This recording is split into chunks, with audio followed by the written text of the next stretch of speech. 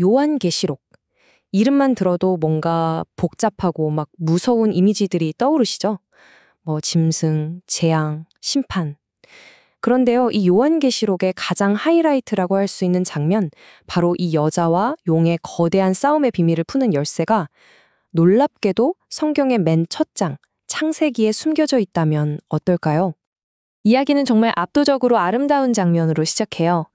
해를 옷처럼 입고 달을 발 아래 두고 별로 만든 관을 쓴 여인. 정말 눈부시고 또 위험 있어 보이죠? 근데 이게 그냥 평화로운 그림이 아니에요. 이 여인은 지금 아이를 낳으려는 극심한 고통 속에 있고요. 설상가상으로 끔찍하게 생긴 붉은 용이 이 여인을 노려보고 있어요. 이제 곧 하늘과 땅을 무대로 한 어마어마한 드라마가 시작되는 거죠. 자, 그럼 여기서 질문이 생기죠. 이 거대한 우주적 전투. 대체 이게 무슨 뜻일까요? 이 여인은 누구고, 저 무시무시한 용은 또 누구일까요? 오늘 우리가 풀어볼 미스터리가 바로 이겁니다. 자, 이 미스터리를 풀려면요, 일단 올바른 연장이 필요해요. 그 연장이 뭐냐? 바로 요한계시록을 어떻게 읽을 것인가 하는 문제입니다. 사실 대부분의 사람들이 여기서부터 길을 잘못 들거든요. 요한계시록을 보는 데는 크게 두 가지 시각이 있어요. 한쪽은 이걸 미래를 예언하는 비밀암호 책으로 보는 거예요. 요즘 뉴스 헤드라인이라는 상징을 막 연결시키려고 하죠.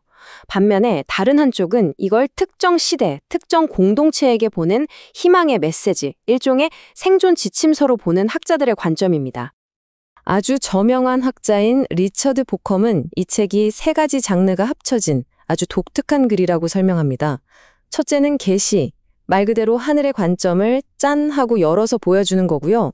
둘째는 예언, 이건 미래 맞추기가 아니라 지금 현실에 하나님의 뜻을 선포하는 거죠. 그리고 셋째는 회람 편지, 당시에 있었던 7 교회에 실제로 보낸 편지였다는 거예요. 이 세 가지를 합쳐서 생각해보면 계시록은 미래 암호가 아니라 당시 사람들을 위한 생존 지침서가 되는 겁니다. 그럼 이제 이 모든 이야기를 한 번에 풀어낼 마스터키를 찾아볼게요. 놀랍게도 그 열쇠는 본문 바로 안에 숨어 있습니다. 바로 이 표현입니다. 옛뱀. 계시록은 용의 정체를 밝히면서 그를 옛뱀이라고 불러요. 여러분, 이게 바로 결정적인 단서입니다. 이 단어 하나가 우리를 성경의 맨 처음 창세기로 데려가거든요. 네, 옛 뱀은 바로 창세기 3장, 에덴 동산의 그 뱀을 가리키는 거죠. 그리고 바로 그 이야기 안에서 하나님이 뱀에게 아주 중요한 약속 혹은 선언을 하십니다. 신학자들은 이걸 원복음, 그러니까 최초의 복음이라고 불러요. 이게 왜 중요하냐면 앞으로 벌어질 뱀과 여자, 그리고 그들의 후손 사이에 있을 기나긴 싸움의 전체 시나리오를 보여주는 첫 번째 예언이기 때문이에요. 자, 이제 모든 조각이 맞춰집니다. 창세기에 나온 아주 오래된 청사진과 요한계시록에 나온 우주적인 환상을 나란히 놓고 한번 비교해 보시죠. 자, 이걸 한번 보세요. 정말 소름 돋을 정도로 똑같지 않나요? 창세기에서 약속된 여자와 뱀의 갈등이 계시록에선 용이 여자를 박해하는 걸로 나타나고요. 또 그들의 후손 사이의 갈등은 용이 여자의 후손과 전쟁을 벌이는 걸로 이어지죠. 그리고 가장 결정적인 부분, 그 머리를 부수는 치명타가 바로 아이가 승리해서 하늘로 올라가고 용이 쫓겨나는 바로 그 장면으로 완성되는 겁니다. 이건 완전히 같은 이야기예요. 아주 작은 씨앗처럼 심어졌던 약속이 수천 년이 지나서 요한계시록이라는 거대한 그림으로 활짝 펼쳐진 거죠. 그렇다면 이 여인은 도대체 누구일까요? 한 사람이나 한 나라를 뜻하는 게 아니에요. 이 여인은 역사를 관통하는 하나님의 신실한 백성 전체를 상징합니다. 그러니까 약속을 받았던 구약의 이스라엘에서 시작해서 그 약속의 성취인 메시아를 낳고 그 이후에는 여자의 남은 자손이라고 불리는 교회로 계속 이어지는 하나의 거대한 공동체인 셈이죠. 이렇게 창세기부터 계시록까지 하나로 쫙 이어지는 이야기를 보고 나니 요한계시록의 진짜 핵심 메시지가 보이기 시작합니다. 그건 바로 승리라는 개념을 완전히 뒤집어 엎는 거예요. 계시록 5장에 정말 충격적인 반전이 나오는데요.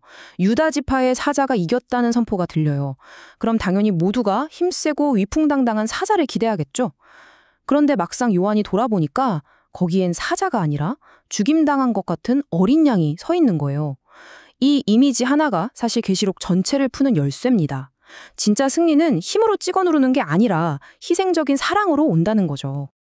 이게 바로 요한계시록이 말하는 승리의 방법, 고난을 통한 증언입니다. 세상을 지배하는 거대한 힘에 맞서는 방법은 똑같이 칼을 드는 게 아니에요. 바로 그 어린 양이 걸어간 길을 따라가는 거죠. 고통과 죽음 속에서도 끝까지 진실을 증언하는 것.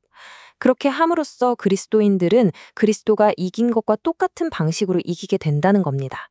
세상 눈에는 패배처럼 보이는 순교가 하늘의 관점에서는 진짜 승리라는 거죠. 이 오래된 이야기는 21세기를 사는 우리에게 아주 묵직한 질문 하나를 던집니다. 요한계시록이 당시 로마 제국의 우상숭배에 대한 비판이었다면 오늘날 우리에게 맹목적인 충성을 요구하는 현대판 제국은 과연 무엇일까요? 어쩌면 정치, 경제, 아니면 문화일 수도 있겠죠? 그리고 저 죽임당한 어린 양의 모습은 그런 제국들 앞에서 우리가 어떻게 살아야 한다고 도전하고 있을까요?